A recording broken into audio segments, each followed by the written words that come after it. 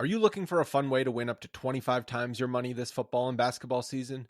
Test your skills on Prize Picks, the most exciting way to play daily fantasy sports. Just select 2 or more players, pick more or less on their projections for a wide variety of stats, and place your entry. It's as easy as that. If you have the skills, you can turn $10 into $250 with just a few taps. Easy gameplay, quick withdrawals, and injury insurance on your picks are what makes Prize Picks the #1 daily fantasy sports app. Ready to test your skills? Join the Prize Picks community of more than 7 million players who have already signed up. Right now, Prize Picks will match your first deposit up to $100. Just visit prizepicks.com/bluewire and use code BLUEWIRE. That's code BLUEWIRE at prizepicks.com/bluewire for a first deposit match of up to $100. Prize Picks, daily fantasy sports made easy. Today's episode is brought to you by Cars.com. With over 2 million vehicles and 50,000 more added every day, Cars.com will match you with the perfect car for you, your budget, your life, your style. And if you're ready to say goodbye to your current car, Cars.com will get you an instant offer to cash it in. Just start by entering your license plate and get matched with a local dealer who will write you the check. So whether you're looking to buy or sell, just go to Cars.com. It's magical. Good morning, friends. Welcome to an extremely off-timed Mavs party, but I got a free hour. It's been kind of a weird few weeks at the Henderson household, so I've not done much of anything Mavs-related, but the season starts real soon. Mavs Media Day is tomorrow, which is kind of the last gap of off-season. You know, you get everybody together. They take all their media day pictures, the team does. Everybody's available for questions, and usually the mood is still pretty light. If with Rick Carlisle, it was usually the last time that he asked or he answered questions in a way where you thought he was a human being, as opposed to some of the weird stuff that you would see during the season. Jason Kidd seemed to be, he kind of had the same tenor the whole year where he would, answer questions and avoid questions, but he wouldn't do the things Carlisle would do, which would, just be like dance around topics entirely. So it should be kind of a fun, a fun process. This team has expectations, but I don't think they're an unbearable weight of expectations where they're starting the season as like championship contenders. They're kind of fringe status. The fact that they've taken a little bit of a step back by losing Brunson, but with Christian Wood, there's a big X factor. Let me see. Sorry about the sound. How's it now, Dr. Sager? Let me just mess with my headset a little bit. Don't know what I was doing wrong. Sitting in the same way. Could be just how I was sitting. Remember, folks, you want to sit with your shoulders back. Anyhow, so let's talk. Come up here. Let me know what you're thinking about the season. What you're thinking about Media Day. What questions you would like to ask were you to do it. We don't really get anybody to go from Mavs Moneyball just because it's Monday in the middle of the day and there's not a one of us that doesn't have a day job. So it's going to be difficult. I'm sure some of the other outlets that you follow, past the Dallas Morning News will be there. Let me see here. So we got one question in the chat that I think is worth answering is, how is Josh Green's development of being a true point guard going? Green is probably past, Christian Wood. Green is probably the single biggest Dallas Mavericks question. We've seen these short, snippets. It drives me a little crazy. It brings the pessimist in me out where it's like 8 to 9 seconds of Josh Green, doing 2 dribble moves and then shooting the ball and it looking, I don't know, it's fine. I expect a professional basketball player to hit open shots. I don't really know what to do with some of this stuff. But we will see where he is this year, because his sort of development, if there has been any, if he takes any sort of positive step, particularly in terms of confidence, it's not a skill thing with him. I don't think it's really a just the willingness to shoot or do something productive on the floor to make himself a threat. He went and played more minutes this last year than I really remember him playing, which to me says I'm just so biased against him at this point that I'm probably a bad person to talk about Green. I ended up,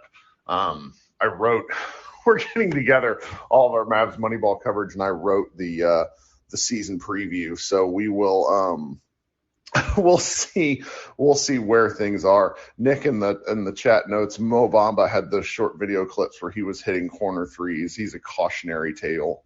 I'm looking forward. Like nothing would, and those of you who are in here, I beg of you to help hold me accountable. If Josh Green has a very good year, nothing would please me more than being wrong. It's not dissimilar to sort of my frustration around year 2 Jalen Brunson, who obviously blew up in a big way in year 3, and then in year 4 became, the Mavericks' probably most consistent player. Edgar asks in the chat, I'm glad you asked this, Edgar, because this is going to be a fun topic. He says, Kirk, are you in an uproar that the professional basketball player Christian Wood thinks he's the second best Mav? What Edgar is referring to is a little snippet on the Hoop Collective pod from Tim McMahon where he notes that Wood thinks he's, probably the second best Maverick. Being the second best Maverick with this team is such a hilariously pointless title because Luka Doncic is that much better than everyone else. Now's probably the time to cape to the fact that outside of watching him play with the Rockets, watching him play with Summer League years and years ago, I watched one game of him with Detroit. I've seen Christian Wood play less than 15 times. The talent is there. The execution and effort have not been there consistently. And that is one reason among many why he hasn't stuck with a team. This is his last best opportunity to prove himself. He will probably get another NBA contract. He probably will. 6'11" guys who can shoot the ball like he can tend to get chances until they're simply he ages himself out of his skill more or less. If his athleticism declines, like he'll just play forever. Probably another 5 or 6 years in the league would be my bet. But he's making a lot of money this year, and this is a chance for him to theoretically make a lot of money again. And in order to do that, he's going to have to play to the best of his abilities and be on his best behavior. Now, all accounts from Houston was that he was actually a pretty good teammate. He went there to play with John Wall, and things blew up really early. So there's an argument to be made that he's in the right headspace to contribute to this team. I could see, if he's the second best Maverick, I have no problem with that. If he's the fourth best Maverick, I have no problem with that either. What he has to do is basically contribute in a positive fashion consistently.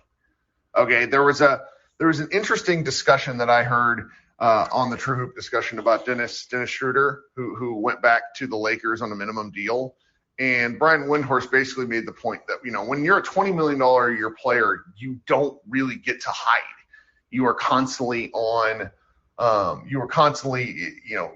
up for criticism and things like that. But when you're a minimum player like Schroeder is now, you can afford to basically disappear. So with Wood, this is going to be Wood's year because he's one of the higher paid Mavericks.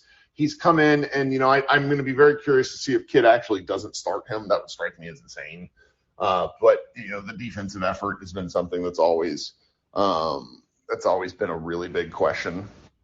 So it's sort of, I'm going to be curious. That's one of the things I'm really looking forward to tomorrow is seeing how Jason Kidd, Christian Wood, and JaVale McGee sort of skirt around these questions, because it was widely reported that the Mavericks promised McGee a starting spot.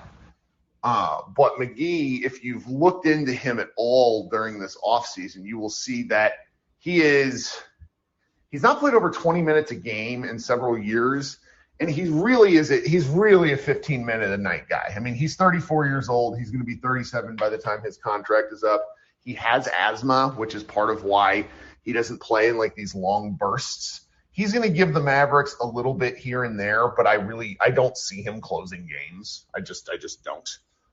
So we'll see that go where that goes there. All right, we got a question. And again, guys, you want to hit that speaker button down there at the bottom. I certainly don't want to talk to myself. You guys know I'd much rather talk to you guys. So we have Andrew, who has requested to come up. Oh, we got a few more requests too. I just didn't see them. Everybody's rusty. It's preseason. Andrew, what's up, buddy? Can you hear me, Kirk? I can hear you. Speak a little louder though, because I don't know if the audience can, because the green light around your name will need to light up like mine is. That's how you can tell it's registering. All right, sounds good. The reason why I came up here and had a question was when Jason Kidd first got hired, obviously there was a lot of baggage around his name being hired, but the one thing that everybody said was, this guy can develop young players. So if I was up there and would have had a question, I would ask, what was the blueprint that you gave some of these young guys, like a Jaden Hardy, or I am the one that made the Josh Green comment, because I am a Josh Green fan, but I think this is the last year for me to be in on him. So what did Jason Kidd do as a blueprint? Like, work on these certain things to help us in the upcoming season. That's what I have. Thanks, Andrew. Appreciate it. So if anybody couldn't hear, he said he would ask Jason Kidd, what blueprint did he give to the younger players? What things were they to go out and work on in the offseason? That is an excellent question. With Green, I think we've seen elements of it, particularly with it's like making quick decisions once you get the basketball, it looks like. With Hardy's a fun one. We're going to try at Mavs Media Day. I don't know if we're going to do it just because it's hard. But we're going to try to keep up with the legends a little bit this year. And Hardy's development up there, for me, is going to basically focus on whether or not he can attack off the dribble. He had a bit of a tough time in Summer League after that first game, where anytime a second guy was around, he really forced the issue. He had a lot of turnovers. And for someone who was initially pegged as a point guard, it's a minor thing. I think that Hardy can shoot the crap out of the ball. He's a very confident shooter. Like, if you were to inject his confidence into Josh Green, who I actually think has developed a pretty nice looking shot relative to where it was, you would have one heck of a player. Those are kind of the only two younger Mavs players. Everybody else, the Mavericks are remember last year how they would always say the Mavericks were a young team? I'm pretty sure that by average age now, the Mavericks are among the top, like the 5 oldest teams in the league. I need to look this up. That's something. Oh, Jose in the chat says Tim Hardaway type confidence. It's funny. My friend Jazz said that she refers to Jaden Hardy as Tim Hardaway Jr., which is my favorite nickname for him at the moment. Yeah, Ethan in the chat says what he would ask is how they feel comfortable with only 2 ball handlers. Another very, very interesting question that I can't wait to see how they answer. So far, the party line from Cuban has been, we feel confident in Frank Ntilikina's ball handling abilities to run the offense for 10 minutes at a time, which that is – I feel like they watched a different season of basketball with Frank, if that's actually their plan, because I thought Frank was really fun as sort of a spot-up shooter that only played – like, he played defense and shot the ball. Those were his 2 things, like 3-and-D wing. I mean, he's a huge guy. So, like, that was definitely that was something that I'm very into. All right, so, yeah, I'm sorry you guys couldn't hear Andrew. We're going to work out the audio kinks with people as we go along, but that was a really good question, Andrew. I thank you. All right, coming up next, our longtime friend Chris. How are you, Chris? It's been a long time. Yeah, it's been a long time. I'm looking forward to the season. It's creeping up on us. Going to that first home game on Saturday against the Grizzlies. Looking forward to that. So the one question I would ask during Media Day would be to Mark Cuban is Dwight Powell going to break the Dirk record and play for the Mavs for 22 years? So he's still on the roster, right? Nah, I'm just teasing with Dwight Powell. It's okay. I mean, I don't think he's going to get as many minutes this year as he did last year, obviously, with us having Wood and McGee and all. So, but yeah, I'm looking forward to this season. I know we haven't had any blockbuster, anything happen, but besides Wood and McGee, I mean, I'm really curious about. I have no idea what these guys. I've seen Jaden Hardy play a little bit during summer league, but Tyler Dorsey, I really don't go on YouTube and look up these people, so I have no idea who. If there's anybody that's intriguing you on the training camp roster, I mean, they haven't even started training camp yet, but is there anybody that you think might stick out? Or I'm glad you brought up Tyler Dorsey because I just misstated something that my friend Jazz said that Tyler Dorsey is Tim Hardaway Jr. Because number one, he's a handsome guy. Dorsey is. Number two, he played extraordinarily well with the Greek national team in the Euro.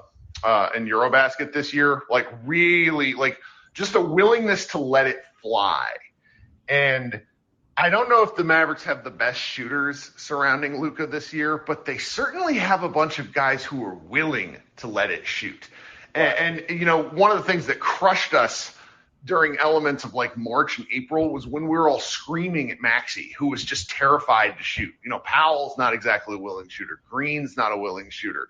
With Tim Hardaway out, that left like Spencer, Dorian. I mean, even Jalen Brunson to an extent was not a willing catch and shoot guy.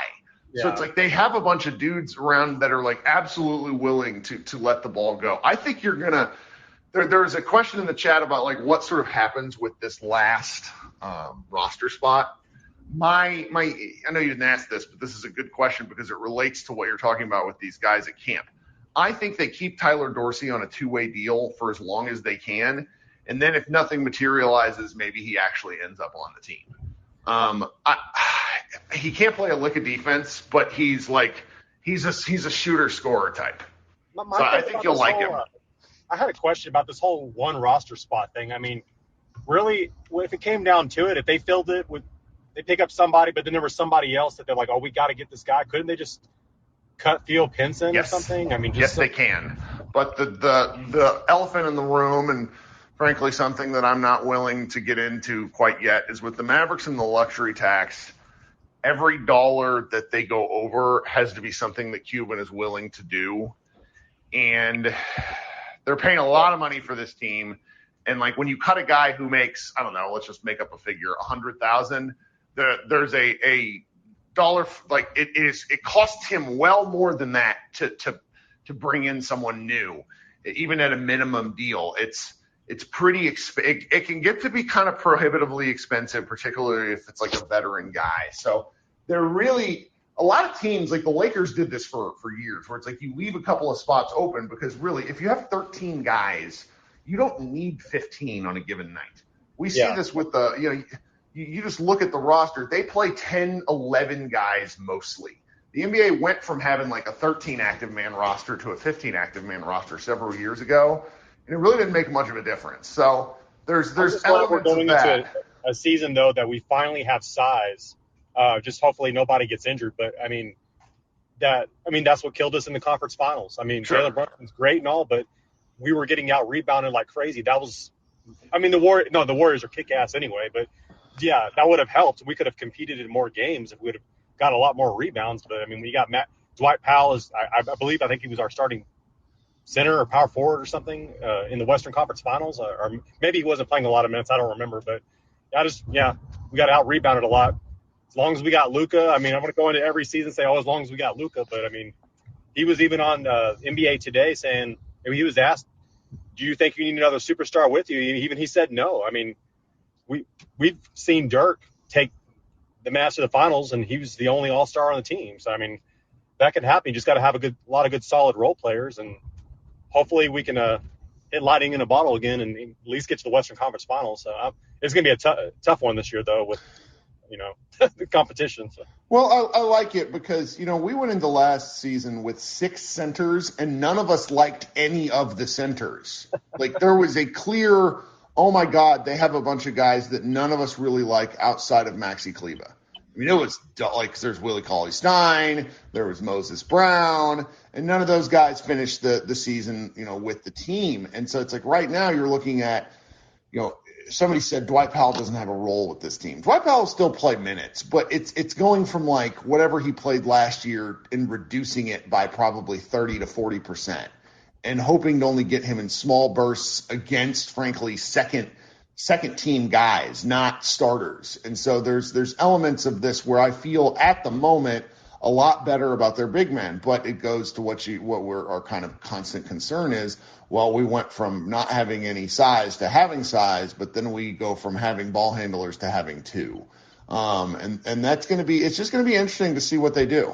Yeah, it could be in the middle of the season. Maybe there'd be a disgruntled player on another team that wants out, and maybe that one roster spot is for that, just to kind of a backup plan. But lastly, I just hope we go into the season not like last year where it was like we were winning some games, but they were grind out, stressful games.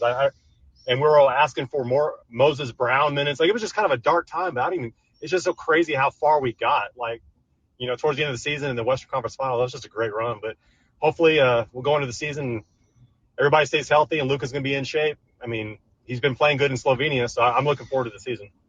All right, man. Thanks for joining. We will.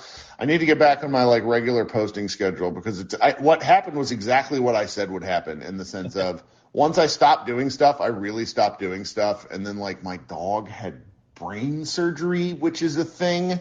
Huck's fine, by the way. He just looks like he just doesn't have any hair on top of his head and a really kick-ass scar. Hopefully he's okay. So. Yeah. It's just it's all sorts of life stuff happening. I was like, well, I don't want to say anything too stupid about the Mavs because it's like mid-August and sometimes you can just see you go on Reddit and it's like somebody posted something about, well, whatever why did Josh Richardson not work out? It's like, oh my God, if we're talking about this, I don't know if I can participate. Oh, don't bring up the whole Seth Curry thing. I'm still mad about that. Well, you have a nice day, Chris. Thanks for joining. Yes, sir. You too. All right. Coming up next, we have my man, Jay Pry. What's up? Hey, Kirk. How are you doing, man? I'm good. What's going on today? Well, I got a very pleasant surprise that we were having a Spotify Live, so that was great to see. Yeah, I meant to do it on Friday, but I'm glad you didn't. my boss got fired 10 days ago, and I'm somehow now a boss without getting paid like it. And so it's my days keep escaping me, but I'm glad we're doing one today. So what's going on? I really I have a pretty hype prediction for Christian Wood, man. I think that he's going to be a fringe all-star this year. Whether if he gets one of those last couple of spots on the all-star team or he, just barely misses it, I really do think that he's going to – if he doesn't perform, then that's really going to affect his wallet moving forward. And so if there was ever a year for him to just pull something out of his ass and, average 24 and 10, it would be this season. Well, we'll see. The rebounding is this is an inside baseball thing, but I think Luka likes to rebound and push on his own, just like Russell Westbrook. Mm-hmm. There is an argument to be made, though, that the physical toll on him grabbing 9 rebounds a game over 82 games a year is not necessarily the best thing for him, his body, and the team. The Mavericks now have a bunch of guys who can go board. And so I wonder with Luka in particular, what if we saw an uptick where he goes from 27 points a game to 28 and a half, 29. And I know that you guys are well, it's only 2 points. What are you talking about, Kirk? He gets the line a little more and, maybe shoots a little better percentage from certain areas because he's not as tired from having to go board all the time. Wood is such a fascinating test case with what the Mavericks want to do because he in 2K, if you guys have played 2K23 yet, Luka and Christian Wood are God mode. It is not fair. Seriously. I'm gonna have to try that. Hell yeah. Because he's literally a better shooter than Kristaps Porzingis. Yeah. In terms of both volume and in terms of makes. So, and then he can actually put the ball on the floor. Like, it's kind of crazy to say. It's where it's like, oh, well, he's better than Porzingis. Like, on offense, he is better than Porzingis. This is not. There was someone who I heard the other day that was saying that Christian Wood can't dribble the ball, and I was like, there's definitely highlights. Definitely. Houston. Troy in the chat says we're underestimating Wood's ability to create. Yeah. I mean, he's essentially a 6'11" wing. If we're being like, he is not a big man. Like, he can rebound, but it's not like he's a banger in the post. He's a skilled, like, he's a skilled 6'11" guy. So a big season from him. I don't like that we're relying on it. Okay, because it frightens me because he's just not been that reliable. But if he actually shows out, let's say he plays really well for 50 games, that's great for the Mavericks. Like, that would go a long way towards assuaging everyone's fears about the Mavericks somehow dropping into like the play-in range of the playoff race. Right. So, what else you got for us? Anything? No, that was just about it. I've been seeing some real mixed takes on Christian Wood, and so I thought that I'd fire out that I think he's gonna potentially be an all-star this season, a fringe all-star, if you will. So good. That'd be great for Dallas. Yeah, all right, man. We'll talk soon. Okay. All right. Take care, Kirk. All right. I think I'll do one of these tomorrow night after Media Day, after Josh Bowe and I record at night. So just, everybody kind of pencil that in. I'll try to do it probably, 10:30, 11. We'll see. Central Time. All right, coming up next is my man, Mr. Williams. How we doing, friend? What's up, Kirk? How you feeling, man? I am great. Did you finish Cobra Kai? Did you finish Cobra Kai? I did. Wait, I forgot to follow up with you about that. We should just should this become a Cobra Kai Spotify Live where we just talk about the show for half an hour? I could do that. Hey, I really could, because we can talk about that last scene with Sensei Creep, which was hilarious. So amazing. Like, this show is such garbage, and I love every minute of it. It's crazy. All right, so with Mavs Media Day, the one question I'd ask is, since we're relying so heavily on Frank Ntilikina to be the backup point guard, and he actually dribbles like Stanley from The Office, what was the injury that stopped him from Eurobasket that is so secretive? Ooh. Man, that's a great question. That's something that's going to get asked tomorrow, too, because he just wasn't around. And because he's Frank Ntilikina, no one really cared to ask. It was like, okay, he's out. So it's like, what do you do if your backup point guard is hurt? Interesting. Please ask that one tomorrow. And that's all I got. Yeah, well, I won't because I'll be at home because I don't go to anything. I don't even know if they would. They'd probably credential me, but I don't. It's hard for me to get away during the day, and they do these things from like 11 to 4. It's like, come on, gotta work. Yeah.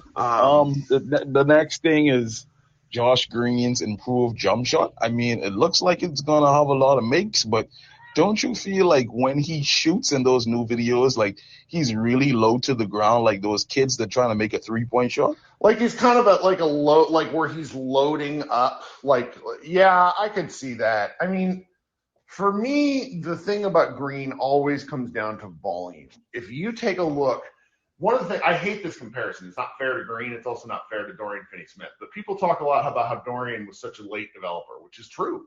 Dorian was a senior. He played all 4 years at Florida, I think, and then came in to Dallas and really wasn't able to shoot very well until the second half of his third or fourth season. If you look at his fourth season or third season, he has a lot of volume, and Green just doesn't shoot. He gets in the games for the minutes, but he really doesn't ever shoot the ball. And so, if that's not his game, that's okay. But if they're going to do something with him, they have to put him in the situation where he can succeed. And I started to think about this really during the Utah series where Rudy just did not care that he was on the floor. And if that's the case, then you don't put him in the corner at all. Don't let him just go stand there, because then that means his defender is essentially a free safety. You have to do something with Green where he either has the ball in his hands a little bit, or he's cutting and moving and diving so frequently that it becomes, a bit of a chaos engine. And I'm maybe he did develop shot, but I don't necessarily want to bank on that at the moment. I would like to see him try, because I think, we saw, I think it was game 3, Utah, where he hit almost all of his shots, and was it was like 4-4 or something like that. like him and Brunson, and then Davis Bertans, I think, were basically the reason we won that game. And you don't do that by luck. You do that because you're actually good at basketball. So, there's elements of this where he just needs to keep firing. You missed the first one. Who cares? Luka, Lord knows, that man misses his first 10 shots. He thinks the 11th through 20th are going in. And there's this, that comes with experience and with, confidence in yourself. And Green is such a unique athlete compared to the rest of the Mavericks roster. They could use him. I hope he figures it out. Yeah, here's to him, taking that first shot, not thinking about it, and a lot less parkour. That's right. All right, man. You got anything else? That's it, man. Enjoy your day. You as well. Have a good one. Okay. Then last but not least here, my buddy Leo. What's going on, my friend? Hi. Just a quick question. You speaking the mic a little more? Oh, sorry. There we go. My question would be, do you think, and because we during the off-season interviews at Summer League, the GM had said that he had given a set of instructions for Josh Green to get better at during the offseason, but we never got told what those were. And I don't think that they'd be the kind of people that said to be like, hey, we're going to actually play Josh Green, but actually tell the rest of the fan base out. They roll it out little by little. So yeah, with him, I think in the first 20 games, I'm guessing that in the first 15 to 20 games, it's going to kind of be like a script in football, where the first few drives of the game, you have it mapped out. This is what we're going to do regardless. And I sort of hope the Mavericks have that with Green, where they are saying, okay, we're going to play you 20 to 25 minutes. I want to say he played 15 a game last year. And that extra 5 to 8 minutes a game, if he does that repeatedly, he will hopefully have enough time to make an impact offensively and defensively, and will just make a case for why he needs to be 8th, 9th man. They sort of need him to do that anyways, because I don't really know if they have the bodies. Kid will probably try different stuff different nights. But we saw what happened when Dorian and Reggie played 45 minutes a game for a month and a half. They were just toast. So it's the ability to spell those two guys who are getting older is really important, I think, for Dallas's success this year. And hopefully they have a plan to, and I'm sure they do, to roll out with whatever his specific goal, with whatever his role is going to be with the team. And just a final thing to send up to the universe. Hopefully it doesn't happen, but it might be interesting. Are you ready to see us trade Christian Wood and Spencer Dinwiddie to the Chicago Bulls for an expiring shitty contract for a bad Kristaps Porzingis 2.0? And Wow, that's dark. Good Lord. For anybody who didn't hear, Leo asked if we're ready to trade. Who did you say? You said Spencer Dinwiddie and Christian Wood back for Kristaps Porzingis. Oh, Leo. All right, man. Thanks so much for hanging out. Okay, we got one more speaker request. It's Troy in that fantastic green Mavericks starter jacket. Hit the unmute button down there at the bottom. What's up, friend? Hey, Kirk. Love you, man. Just have one quick, probably very unpopular question that will get a lot of hate. Sure. But, back to Brunson. He just had the perfect scenario this last playoffs. He got paid. Good for him. But we all know Luka's a okay defender, and Brunson is not a great defender. And Brunson against the Clippers last year, we saw it. He just got shut down. I just don't think we could have taken the next step with Brunson and Luka in the backcourt. So I'm honestly a little relieved that he left. I will hop out and hear your thoughts.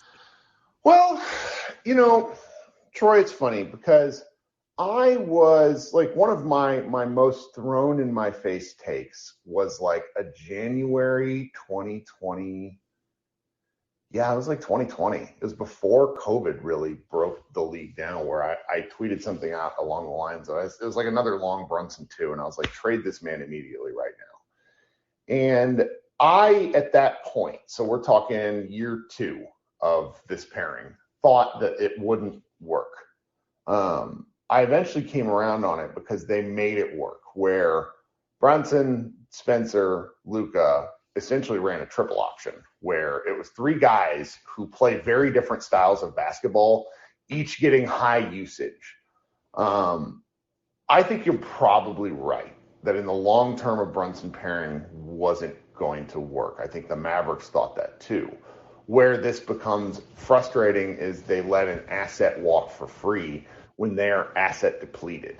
They didn't have a lot of choice in it, because if you're not going to trade Brunson before the trade deadline last year, then you're kind of shit out of luck. They weren't in a position to leverage a sign and trade at all. We kind of know that now. But where that gets just kind of increasingly frustrating is, you hire and have like a front office to be able to see all the moves on the board. And this one seemed to come out of nowhere. I mean, I have been told that by the time Mark Cuban said, we can offer him the most money and we're confident that he's coming back, they were pretty sure that he was gone, that it was outside. Like at that point, he had made up his mind. Like it was outside of their control. It's just he blew up in such a way that it made him feel like a necessary part of this team. They might not have beat Utah without Brunson. I think that's a fair position to take. I mean, he was unbelievable in game 3, and even in game 1 and 2, he was pretty dang good. So there's elements of this that just come back to it being really like frustratingly handled. But I think that over the long term, they have a pretty good idea of what sort of team they want to build around Luka, and it starts and ends with everybody being big. The lineups they're going to be able to put out this year, everyone is going to be like 6'5" or taller. Everyone, and that Luka might not be the best at defense, but being big is probably the key distinction between him and Trae Young. It's the fact that he can just take up space.